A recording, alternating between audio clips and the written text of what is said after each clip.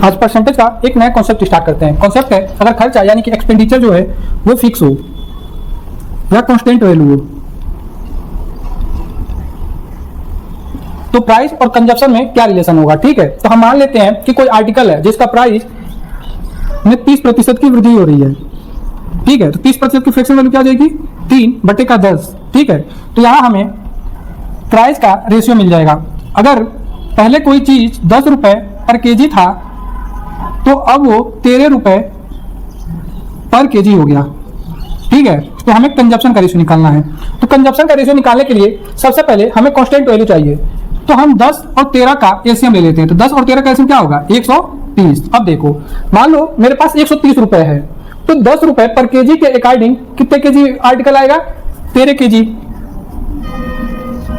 ठीक है, और अगर 13 रुपए पर केजी के अकॉर्डिंग कितना आर्टिकल आएगा, वो आएगा 10 केजी।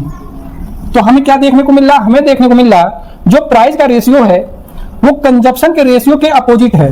ठीक है, यानी आज हम कह सकते हैं कि अगर एक्सपेंडिचर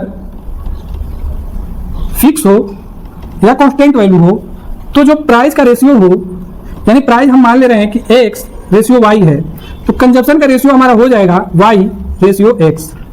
ये हमारा है कॉन्सेप्ट। ठीक है,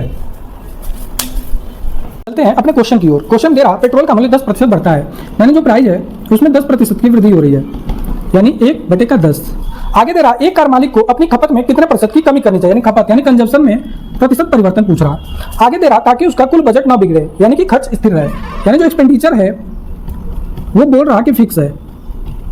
ठीक है, तो हमें पता है कि जो एक्सपेंडिचर यानी कि जो खर्चा होता है वो अगर फिक्स होता है तो जो प्राइस का रेशियो होता है उसके अपोजिट होता है कंजप्शन का रेशियो। ठीक है, तो यहाँ हमें प्राइस का रेशियो मिल जाएगा। अगर पहले 10 रुपए पर लीटर था तो अब 11 रुपए पर लीटर हो गया, तो कंजप्शन यानी कि जो खपत होगा वो इसका अपोजिट होगा। यानी पहले अगर खपत 11 लीटर का था तो अब वो खपत 10 लीटर की कर रहा, तो कमी हो रही है। पहले 11 लीटर का था अब 10 लीटर कर रहा, तो 1 की कमी हो रही है। तो 1 की कमी हो रही है किस पे, 11 पे। तो 1/11 की जो परसेंटेज वैल्यू होती है वो होती है 9 सही 1/11। ठीक है, क्वेश्चन में कोई भी डाउट हो तो आप लोग कमेंट कर सकते हो। ठीक है, थैंक यू। अगला क्वेश्चन दिया है, चीनी का मूल्य 25% बढ़ता है, जो प्राइस है उसमें 25% की वृद्धि हो रही है।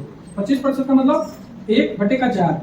आगे दे रहा चीनी की खपत में कितने प्रतिशत की कमी की जाए, खपत यानी कंजप्शन में कमी पूछ रहा। ठीक, तो आगे दे रहा जिसमें कुल खर्च स्थिर है, यानी जो एक्सपेंडिचर है यानी खर्चा वो बता रहा कि फिक्स है।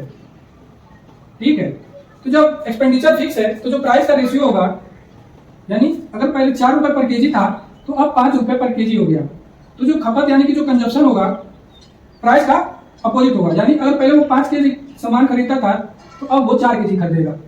तो कमी हो रही है, कितने की कमी, 1 की कमी हो रही है। तो 1 की कमी हो रही है 5 पे, यानी टोटल कंजप्शन जो है उसमें 20% की कमी हो रही है। ये हमारी हो गई आंसर।